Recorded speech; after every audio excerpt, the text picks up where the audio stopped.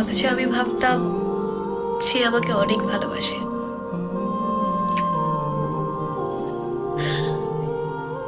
একটা কথা কি জানো, মায়াবতী রূপবতী যাই বলো না কেন, আমরা মেয়েরা দিন শেষে ভাগ্যবতীর কাছেই হেরে যাই।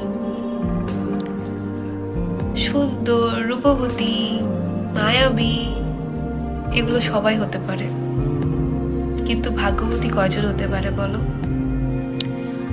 ভাগ্যবতী হওয়া উচিত, কিন্তু আল্লাহ তো সবাইকে ভাগ্যবতী বানায় না। নিজের ভালোবাসার মানুষকে পাওয়ার ভাগ্য কি সবাই নিয়ে জন্মে?